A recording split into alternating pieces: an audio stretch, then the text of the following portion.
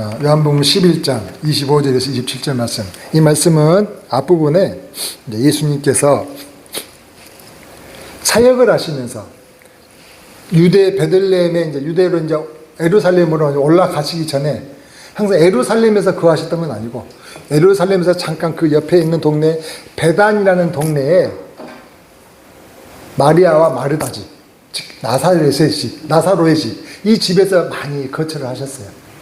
많이 거기서 쉬고 대접을 받고 하셨기 때문에 그래서 예수님은 특히나 이 가족 식구들과 너무나 많은 교제가 있어서 많이 사랑하셨고 또 애착을 가졌다. 근데 지금 오늘 이 말씀은 뭐냐면 이 집에 아들이 나사로인데 이 나사로가 죽을 병이 걸렸어요. 그래서 곧 죽겠는 거예요. 그래서 이제 여동생들이 급히 전가를 넣었죠. 왜? 예수님이 누구신지 아니까. 죽은 자도 살리시고 나병한 자도 깨끗게 하시고 안전병이 일으키시고 그렇게 수많은 기적과 이적을 일으킨 예수님이신 걸 뻔히 알고 있기 때문에 급히 전가를 보냈죠. 얼른 예수님 오시라고 해줘 이렇게 이야기한 거죠. 지금 11장 앞부분에 나와 있는 말씀이에요. 그랬는데 예수님이 그 이야기를 들었어요. 전가를. 그런데 들었는데 불구하고 바로 안 오셨어요. 원래는 상식적으로는 얼마나 대단한 관계라고 알 수가 있는 게 뭐냐면 나중에 나사로를 우리나라와 달리 거기는 굴에다가 사람의 시신을 안치를 하거든요. 굴에다가. 그러면 굴에다가 안치하기 위해서 이제 보통 이제 굴에다가 안치를 하니 굴을 입구를 막아 놓죠. 근데 그 나사로를 살리시기 위해서 나사로의 무덤이 있는 굴로 가시면서 얼마나 안타까우셨는지 몰라. 흐느끼신 그 예수님이셨어. 그러면은 저희가 상식적으로 생각하기에 그래? 나사로가 이미 알고 계셨고 느낌도 있었기 때문에 급히 가셨을 텐데 그러지 않으셨어요.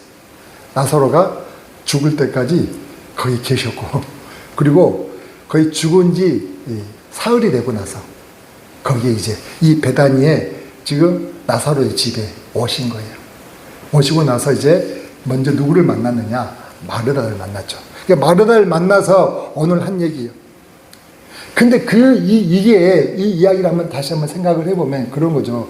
예수님은 왜 그러셨을까라는 생각이 들어야 되는 거죠. 너무나 가까운 사이였다니까요. 나사로의 죽음을 보고 예수님께서 성경에서 어떤 사람의 죽음을 보고 슬퍼하신 적이 없죠. 유독 나사로의 죽음만 가지고 슬퍼하셨던, 너무나 가슴 아파했던. 근데 사실은 인간적인 마음이겠죠. 그 나사로가 영생을 얻어서 구원에 이르는 그러한 하늘의 백성 된 걸 알고 계셨지만 그 하늘나라 영생 복락을 누릴 복이 얼마나 큰지를 누구보다도 더 잘 알고 계셨지만 그런 인간적인 이별의 슬픔에 대한 안타까움을 보이셨거든요. 그러면은 빨리 오셔야 되잖아요. 죽기 전에 오셔야 되잖아요. 근데 일부러 사역하시면서 죽을 때까지 기다렸다니까요. 그래서 주님은 이렇게 하죠. 주의 일을, 하나님이 나타내실 일을 증거함 이함이라고요. 저는 그게 뭐냐고 생각하냐면 주님께서 우리의 즉 부활, 다시 사는 이 부활에 대한, 영생에 대한 이 개념을 이 가족들에게 가르쳐주고 싶어요. 물론 이 땅의 삶도 너무 중요한데, 이 땅의 삶도. 그러나 너희는 이 땅의 삶이 다가 아니고 저 하늘, 천국 새하늘 새 땅에서 영생 복락을 누릴 거라는 이 메시지를 주고 싶지 않으셨을까? 그래서 마르다에게 오늘 한 얘기가 그런 거죠. 보십시오. 뭐라 하겠습니까? 이제 23절부터 한번 읽어볼까요? 그러면 21절부터 한번 같이 읽어보면 이렇게 이야기를 하죠. 마르다가 예수께 여쭈자 주께서 여기 계셨다며, 여기 계셨으면 내 오라비 나사로가 죽지 아니하였을 건데, 근데 죽었을지라도 나는 이제라도 주님이 무엇이든지 하나님께 구하시는 줄을 하나님이 주실 줄 아나이다라고 마르다가 고백을 해요. 그래서 예수님이 이야기합니다.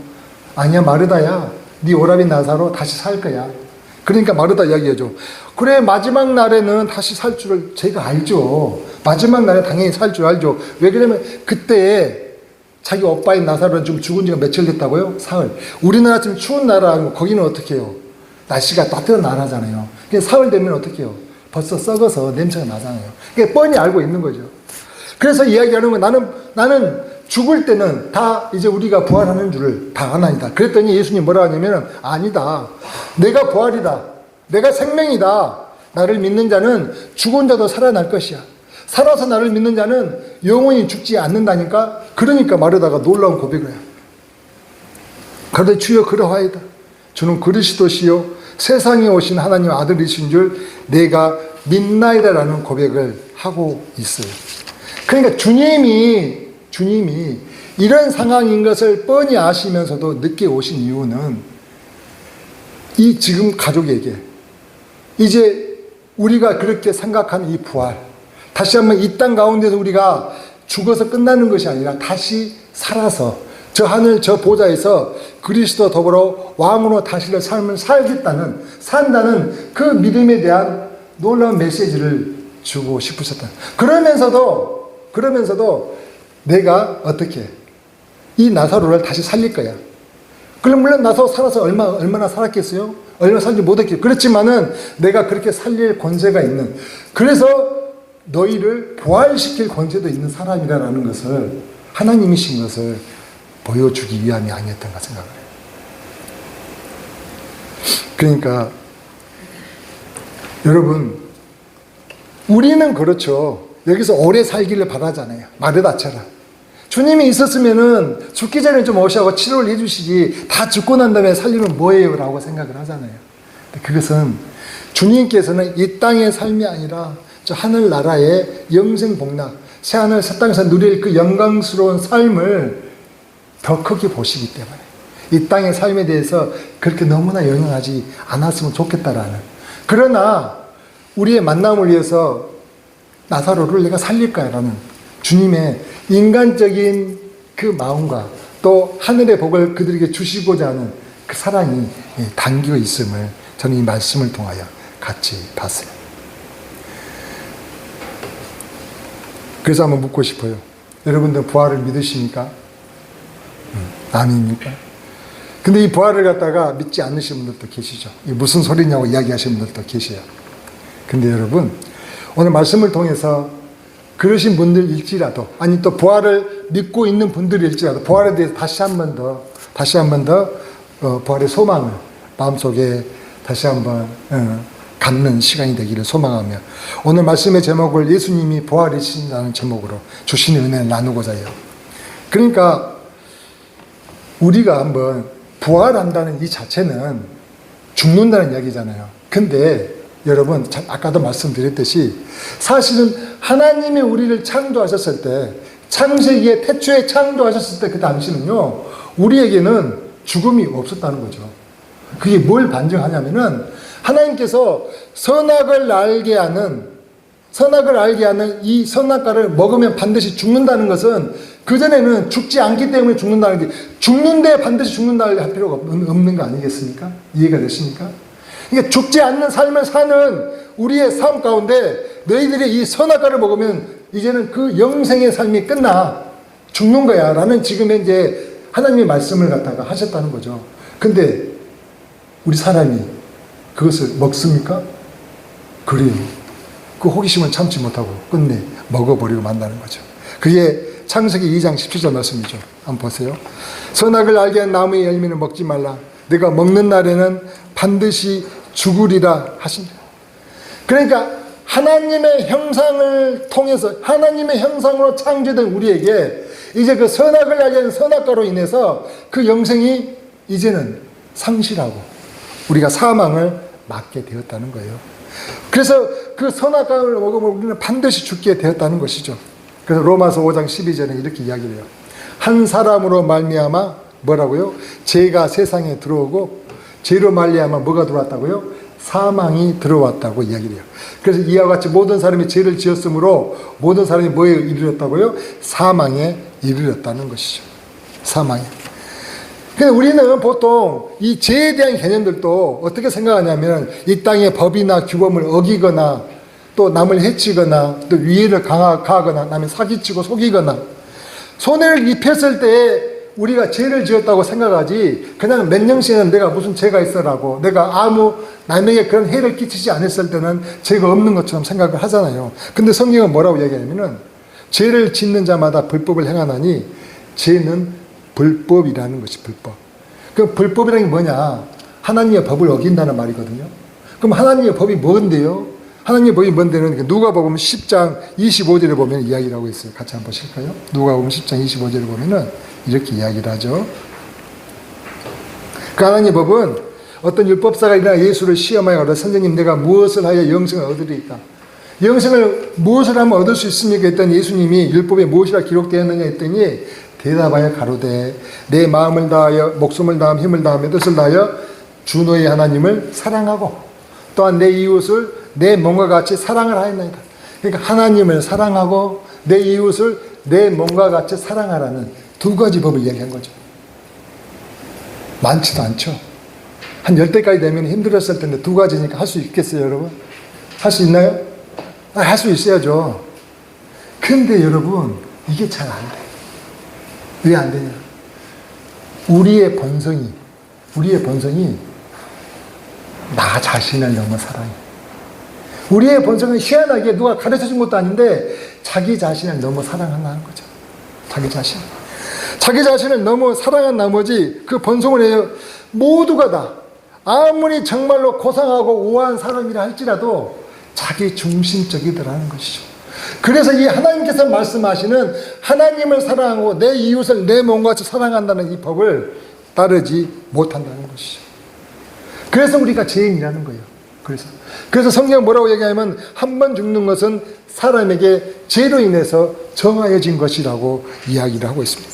근데 여러분 잘 보십시다. 우리가 알아야 할 것은 뭐냐면은, 자, 하나님은 범죄한 인간에게 사망을 주셨잖아요. 그래서 죄로 인하여 우리는 사망을 얻었잖아요. 사망을 얻었다는 것은 범죄하기 전에는 사망이 아니었다는 거죠. 그 생각을 한번 해보자는 거죠. 우리가 범죄한 인간에게 하나님 사망을 주셨다는 것은 범죄하기 전에는 사망이 아닌 인간이었다는 거 아닙니까? 다시 이야기하면은 하나님은 그전에는 우리에게 뭘 줬다는 얘기입니까? 생명도 주셨다는 거 아닙니까? 근데 범죄로 인해서 이제는 생명을 상실하고 사망에 이르게 됐다는 것이죠. 그래서 우리가 비록 사망에 이르렀을지라도 생명을 주신 그분은 다시 그 해결책인 부활도 우리에게 주실 수 있을까요? 어떻게 생각하세요? 제가 설명을 좀 잘못했나요, 여러분? 어떻게 생각하시나요? 우리가 원래는 사망에 이르기 전에는 생명을 갖고 있었다면 그 생명은 우리가 스스로 가진 게 아니고 하나님께 주신 생명이라면, 우리가 죄로 인해서 이제는 생명을 상실하고 사망에 이르렀다면, 그러면 그 전에 생명을 주신 하나님은 우리가 다시 그 하나님의 법에 따른다면, 순종한다면 다시 이 사망의 법에서 생명의 법으로, 부활의 법으로 우리 이끌 수 있겠냐는 거죠. 어떻게 생각하시냐고요? 잘 모르시겠어요? 근데 이것은요, 너무나 중요한. 그러니까 이 부활이 내 의지, 내 노력, 내 수고, 내 능력, 이걸로 주어지는 게 아니더라는 거죠. 오로지 그 하나님의 은혜로 주어지는 것이기 때문에 그걸 주신 분은 또다시 이것도 주실 수 있지 않냐는 것이죠.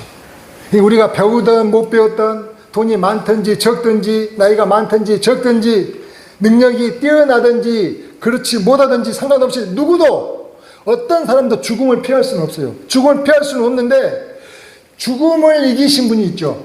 그 죽음을 이기신 분을 안다면 나도 이길 수 있지 않을까요? 한번 그 생각을 해보자는 거죠.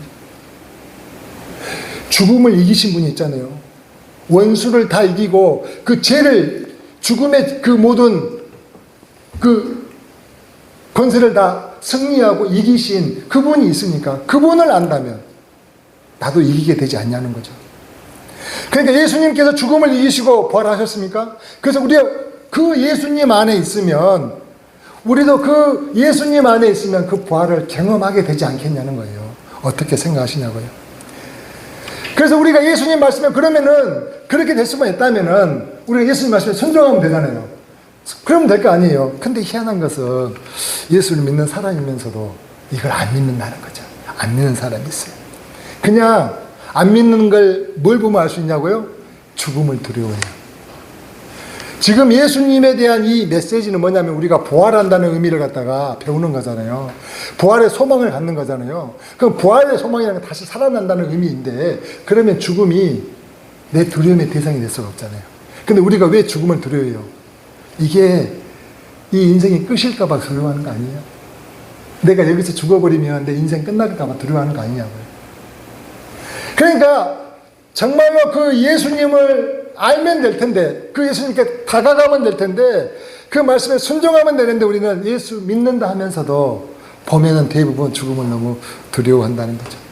부활의 신앙이 없는 이 세상 사람들과 똑같이 죽음을 두려워한다는 것이죠. 안 그런가요? 물론 안 그러신 분도 계실 거예요. 안 그러신 분들. 근데 그러신 분들도 많을 수도 있죠. 근데 여러분, 이 땅에서 누구나 할 것 없이 두려워하는 그 죽음을 두려워하지 않는 사람도 있다는 걸 아십니까? 저는 그 사람이 바로 진짜 크리스찬이라고 생각해요. 진짜 예수 믿는 사람이라는 거죠. 그냥 교회만 왔다 갔다 한 사람 말고. 그래서 오늘 주님은 오늘 본문 말씀 이렇게 이야기하죠. 내가 부활이다는 거예요. 내가 부활이다. 내가 생명이다. 나를 믿으면 죽는 자도 살아난다니까. 살아서 나를 믿으면 영원히 죽지 않을 거야 라고 이야기를 하시는 거예요. 여러분, 기가 막힌 이야기 아닙니까? 어떻게 생각하세요? 야, 이건 정말 뉴스 중에 뉴스 아닙니까? 생각을 해보세요. 내가 부활이고 내가 생명인데 나를 믿어. 어떤 사람이 이런 이야기를 할 수가 있냐고요. 어떤 신이, 세상의 신, 그나마 좀 잘한다는 신은 뭐예요? 윤회한다고 하잖아요. 윤회. 그래서 막 뭘 쌓아라잖아요. 좋은 덕을 쌓으면은 그나마 좋은 걸로 다시 뭐 환생을 한다고 하잖아요. 그게 고작이에요. 그리고 아무 이야기도 못해. 왜? 가본 적이 없으니까. 저기를 가본 적이 없는 사람들이기 때문에 아무 이야기도 못 하는데, 오늘 유일하게 거기서 오신 분, 저 새하늘 새 땅에서 오신 그분은요, 내가 부활이야. 내가 생명이라니까. 나를 믿어봐, 여봐. 얘들아, 나를 믿어봐. 그러면 너희들 죽어도 산다니까. 살아서 나를 믿는 사람은 영원히 죽지 않을 거야라고 이렇게 놀라운 말씀을 하신다는 거예요. 그러면 여러분, 어떻게 죽었는데 산다는 말인가? 성경을 봤더니 이렇게 이야기해요. 죽어서 무덤 속에 있는 자들이, 죽어서 무덤 속에, 어떻게 그러면 죽는 사람이 다 산다는 것인가? 이게 이해할 수가 없잖아요. 근데 성경은 뭐라고 해요?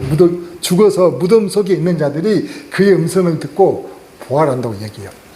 그래서 믿는 자들, 선한 일을 행하는 자들, 하나님의 말씀대로 순종하는 자들에게는 생명의 부활로 살아난다는 것이죠. 예수님이 오셨을 때. 그게 바로 요한복음 5장 28절에 29절 말씀인데 같이 한번 봅시다. 요한복음 5장 28절에 29절 말씀. 이를 놀랍게 여기지 말라. 놀랄까 봐 지금 이야기하는 거예요. 여러분들 놀라지 마세요. 이를 놀랍게 여기지 말라. 왜요? 무덤 속에 있는 자가 어디 있는 자라고요? 우리 집에 있는 자 아니에요, 지금.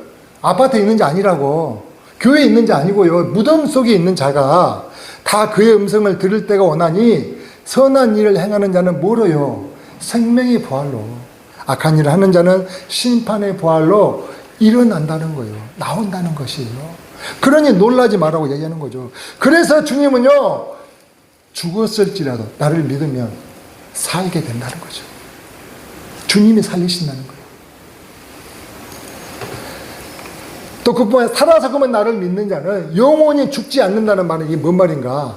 살아서 나를 믿는다는 영원히 죽지 않는다고 했잖아요. 그럼 그 말은 뭔 말인가? 이것은 예수님이 재림 때 이 살아있는 그 사람들도 호련히 공중으로 끌어올려가지고 주를 영접하게 하신다는 거예요.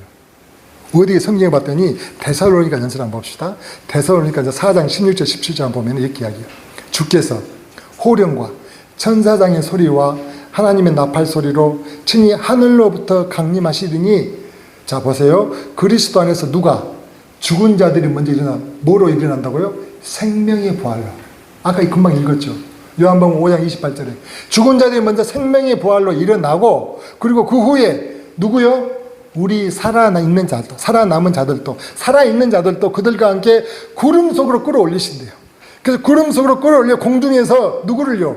주를 영접하게 하신다는 거예요. 그래 우리가 항상 누구와 함께 있다는 거죠? 그 주님과 함께 있는 복을. 그래서 주님이 내가 부활이고 내가 생명이야. 너희들 나를 믿어. 그러면 죽었을지라도 무덤 속에 있을지라도 다시 살아날 것이라니까. 내가 그들을 뭐로? 생명의 부활로 다시 살릴 거야.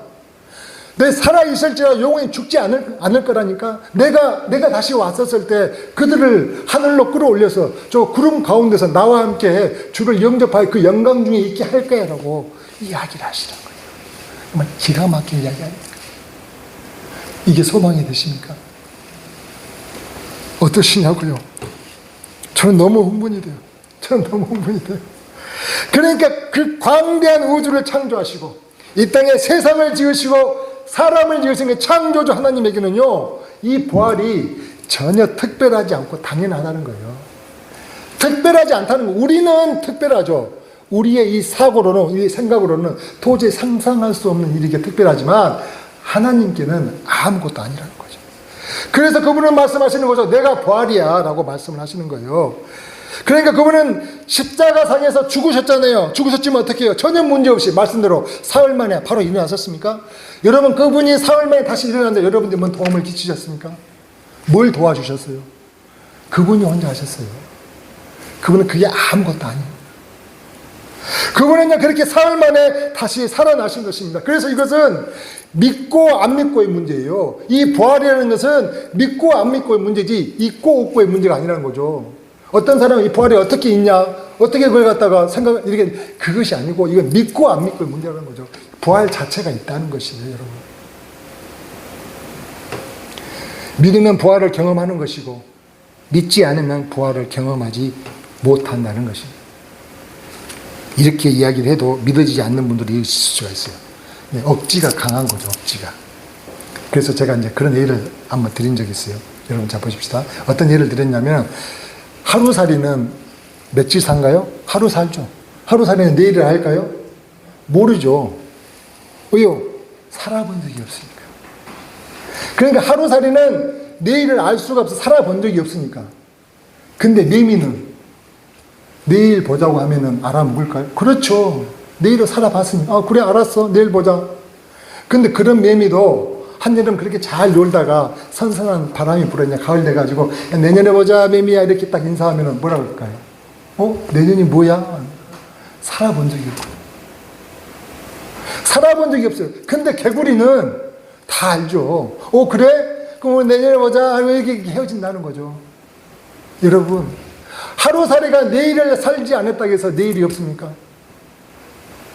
매미가 내년에 살아보지 않았다고 해서 내년이 없냐는 것입니다.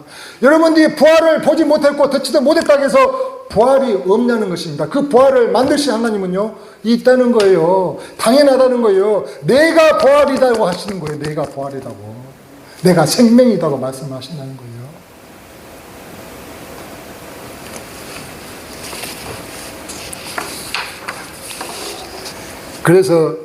그래서요, 예수님께서 나사로의 동생 마르다에게 뭐라고 얘기하냐면은 이 이야기를, 네가 이렇게 나를 믿으면 죽어도 살겠고 살아서 나를 믿으면 영원히 죽지 아니하리라 하면서 네가 이것을 이해하냐? 라고 이렇게 묻지 않으셨어요.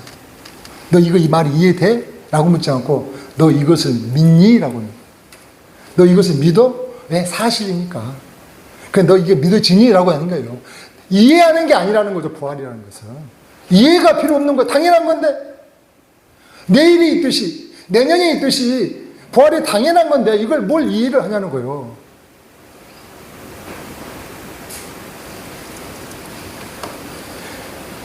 로마서 1장 20절 이렇게 얘기를 하죠. 로마서 1장 20절. 창세로부터 그의 보이지 않는 것들 곧 그의 영원하신 능력과 신성이 그가 만드신 만물에 분명히 보여 알려졌나니 그러므로 그들이 핑계하지 못할지니라고 했네요. 한번 볼까요? 자, 다시 한번 창세로부터 그의 보이지 않는 것들, 우리 보이지 않는 것들이 많죠. 그 보이지 않는 것들이 어떻게 하지? 그의 영원하신 능력과 신성이 그가 만드신 만물에 분명히 보여 알려졌다고 얘기를 해요. 그가 만드신 이 땅 가운데, 우리 가운데 있는 이 만물 가운데 뭐예요? 우리 보이지 않는 하나님의 그 신성이 다 녹아 있다고 얘기한 거 아닙니까?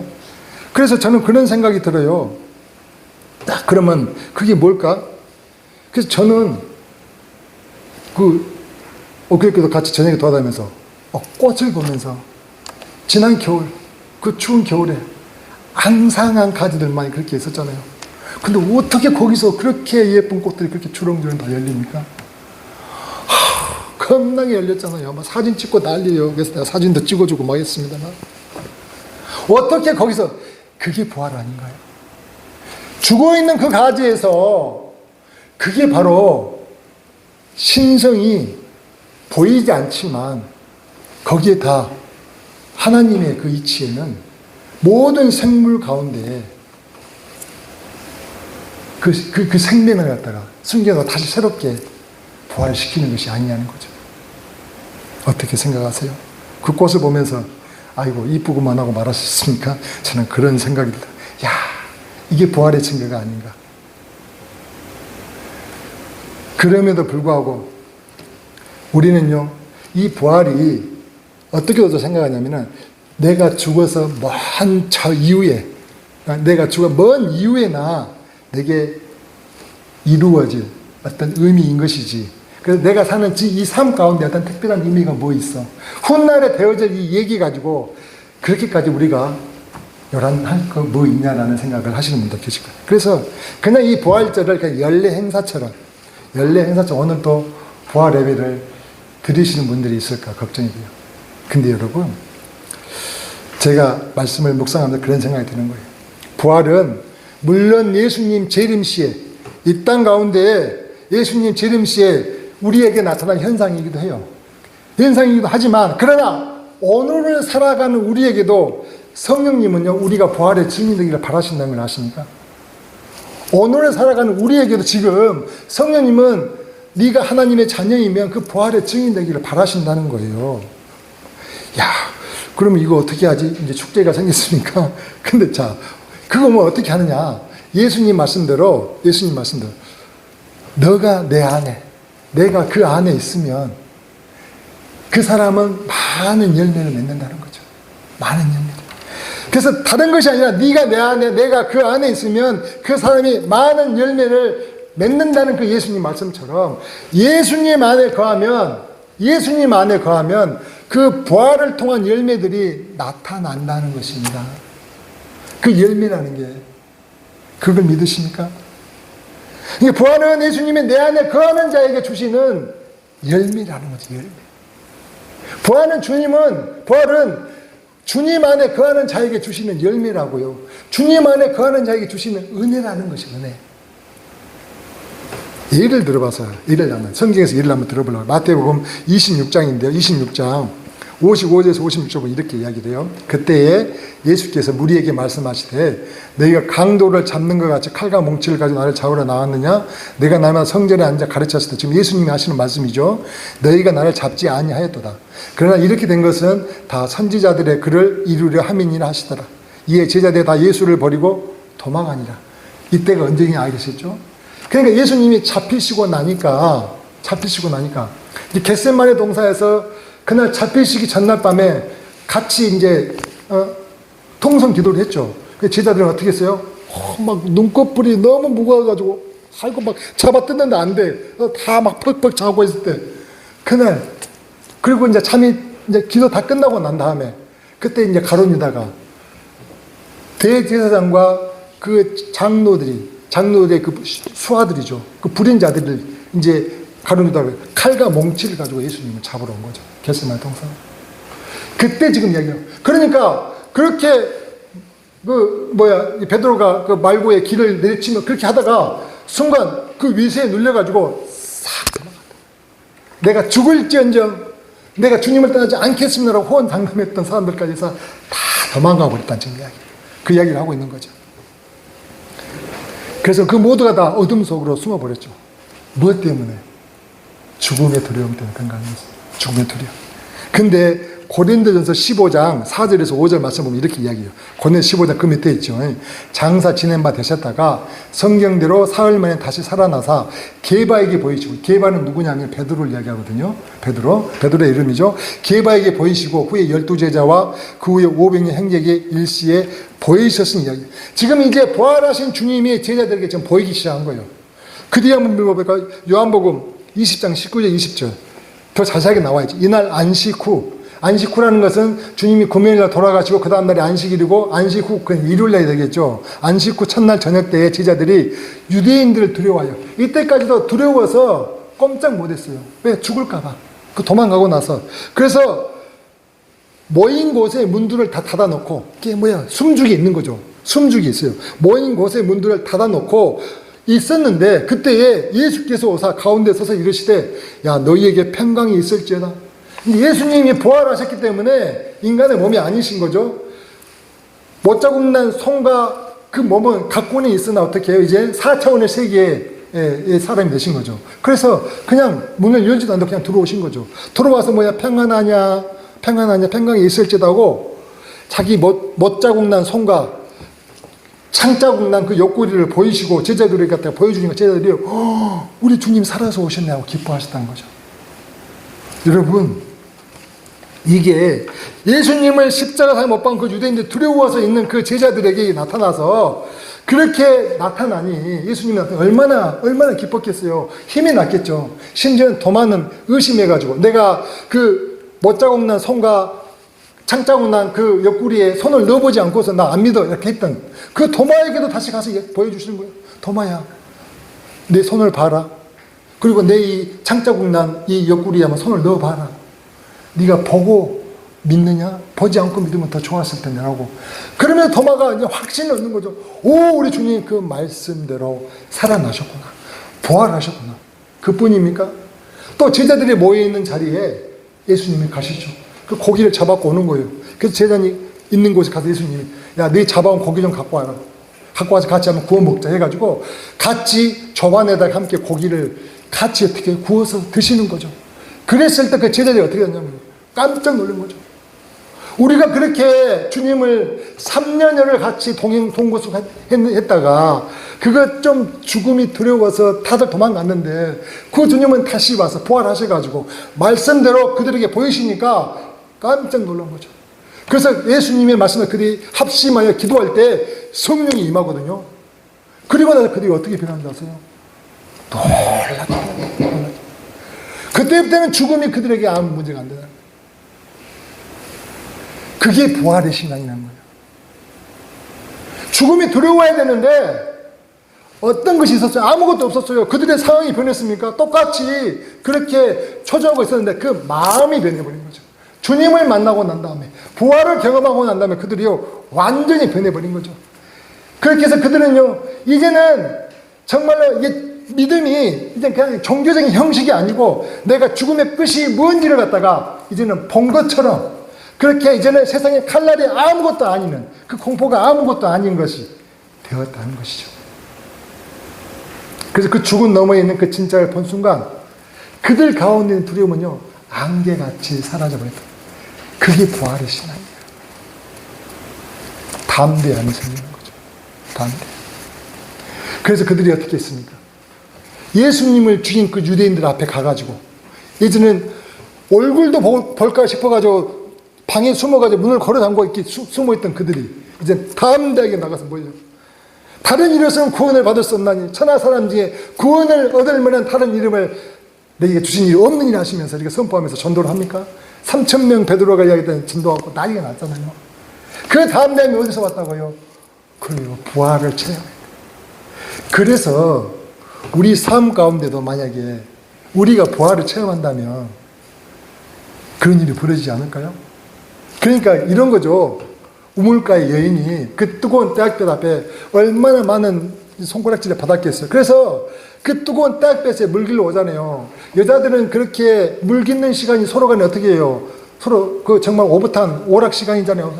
주점점 이렇게 막 이야기하고 그런 시간이잖아요. 그렇게 썰푸는 시간인데 같이 어울리지 못했잖아요. 손가락질 때문에. 근데 예수님을 만나고 난 다음에 그가 어떻게 됐어요? 그녀가 예수님을 만나고 난 다음에 그녀 또한 그 예수가 그 안에 계시니, 다시 말하면 부활을 경험하게 되니, 그 여인이 동네방네 들어가가지고, 야, 내가 메시아를 만나서, 여봐, 개똥이 엄마, 이리 와서 봐봐, 이리 와.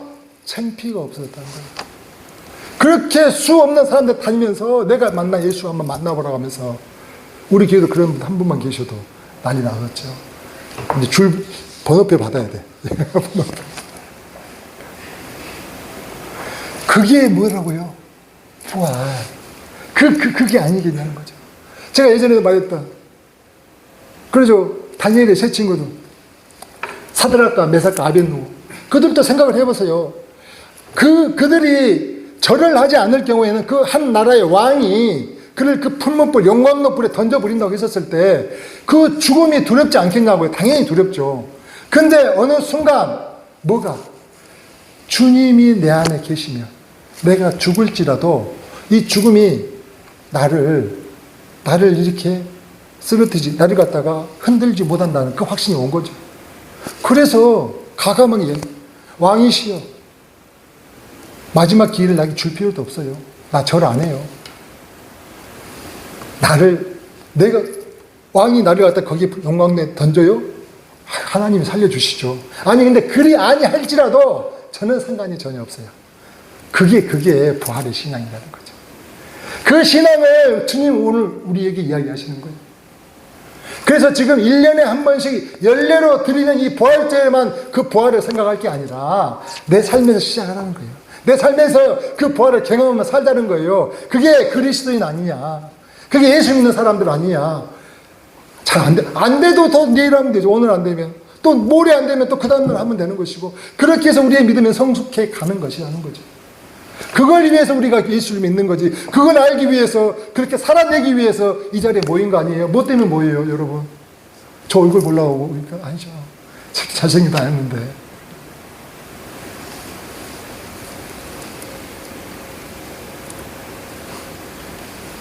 그러니까 여러분, 그런 거죠. 바람을 어떻게 해요? 우리가 안 보이잖아요.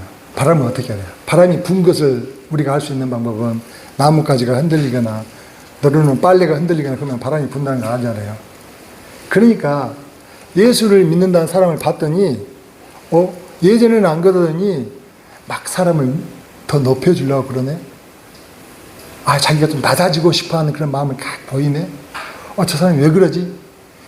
그런 걸 통해서 바람이 눈에 보이지 않지만 흔들리는 나뭇가지를 통해서 보듯이 우리의 삶의 모습을 통해서 그 부활의 모습들이 이제는 누가 봐요? 안 믿는 사람이 본다는 거죠. 안 믿는 사람. 근데 여전히 똑같아. 예수를 믿는다고 하는데 저 주일날 옷은 번들어 입고 교회는 잘 가더라마는 전혀 변화가 없어. 그러면 저 사람 보고 내가 뭘 느끼겠어라는 생각이 들지 않겠냐는 거죠. 똑같이 그렇게 줄기차게 교회만 다닌다고 해서 될 일이 아니다라는 거죠. 말씀을 정리합니다. 사랑하는 성도 여러분, 죽음이 두렵습니까?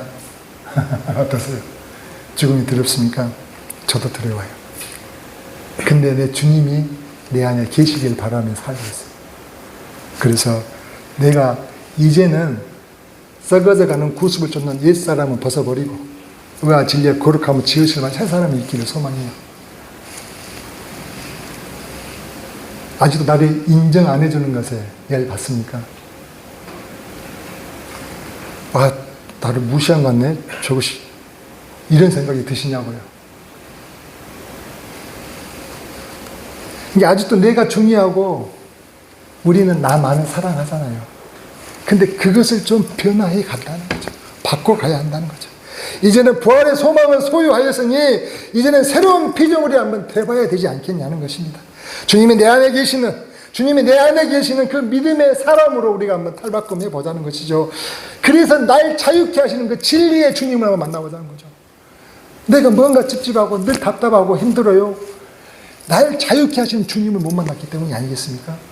자유케 하신다면 진리를 알지니 진리가 누구를 그렇게 힘든 사람을 자유케 한다고 하시잖아요. 그냥 우리가 습관적으로 그의 문턱만 이제까지 밟고 지나왔다면 이제는 한번 좀 다시 한번 마음을 오늘 부활주의를 맞이해서 다잡아보자는 것이죠. 제자들이 두려움을 떨치고 세상이 얼마나 두려웠겠어요. 저 북에서 지금 현재 신앙생활하는 그들은 또 어쩌겠어요. 말로 할 수 없죠. 그들처럼 우물가 여인이 참 자유를 알게 되듯이 우리의 삶에도 나뭇가지가 흔들리고 깃발이 펄럭이는 것으로 바람이 이는 것을 알듯이 내게 찾아온 부활의 감격이 다시 한번 나를 새롭게 빚어줄 수 있도록 우리가 같이 소망하며 나가기 주의 이름으로 축원합니다.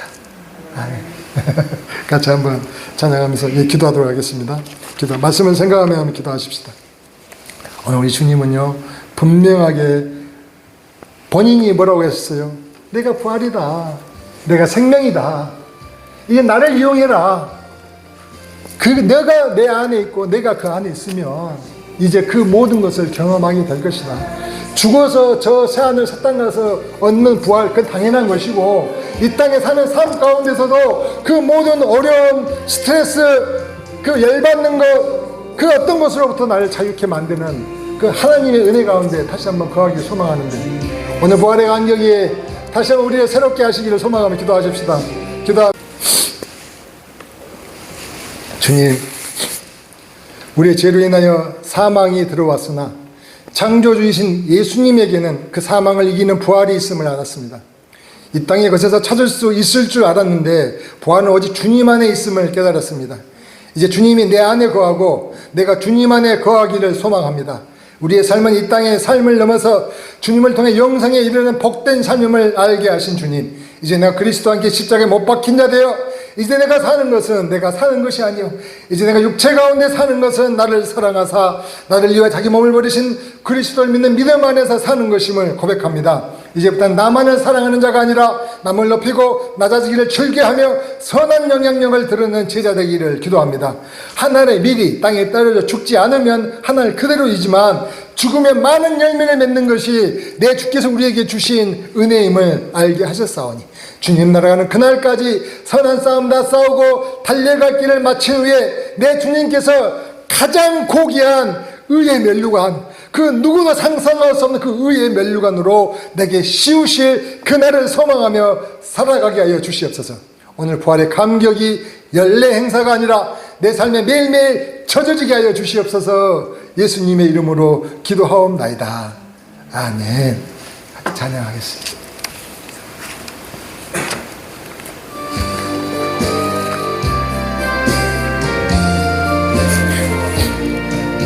부활하신 그새 주 나 항상 섬기네 온 세상 조롱해도 주 영영 사셨네 그 은혜로운 손길 부드러운 음성 주 예수 나와 함께 늘게 아멘입니까?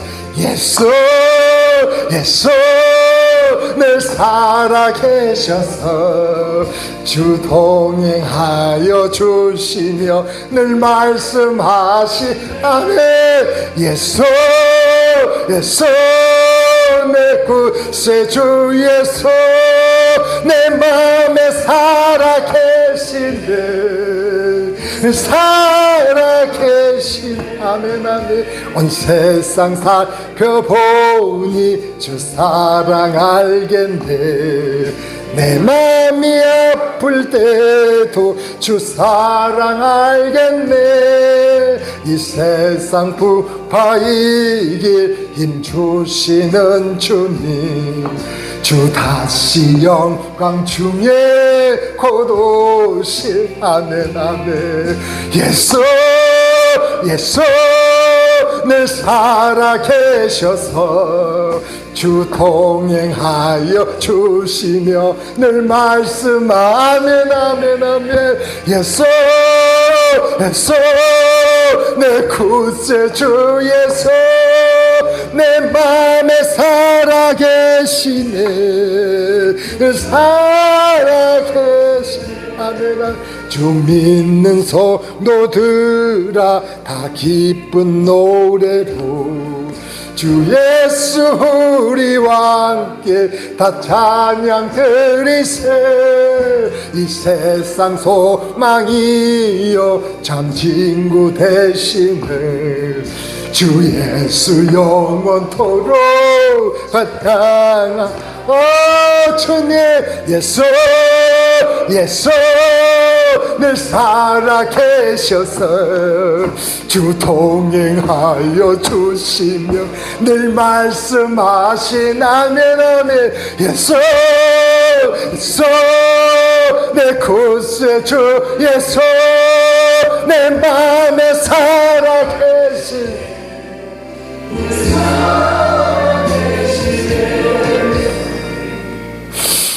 기도하겠습니다.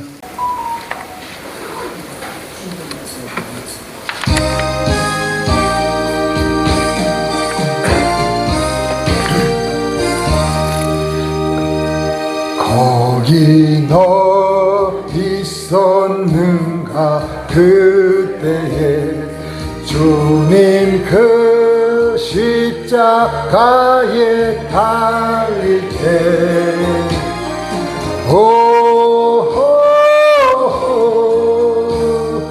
때로 그 길로 나는 떨려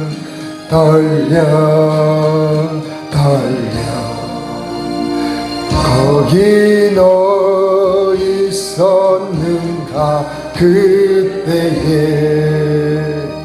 거기 너 있었는가 그때에 주님 그 나무 위에 달릴 때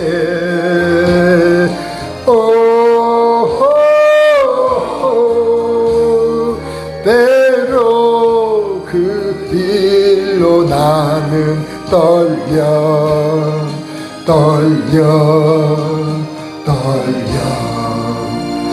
거기 너 있었는가 그때에 거기 너 있었는가 그때에 해가 그 밝은 빛을 잃을 때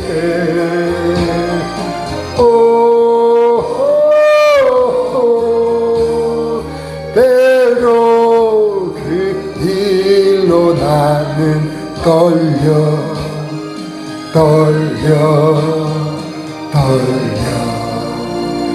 거기 너 있었는가 그때에 거기 너 있었는가 그때에 주님 그 무덤 속에 있게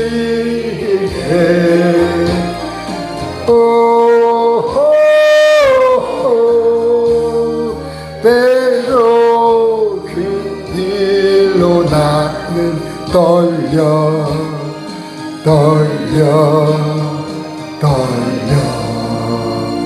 거기 너 있었는가 그때에 거기 너 있었는가 그때에 주님 그 무덤에서 나올 때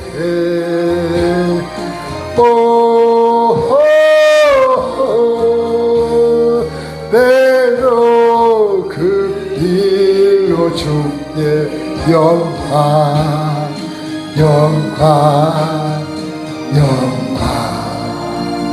거기 너 있었는가 그때에 기도하겠습니다.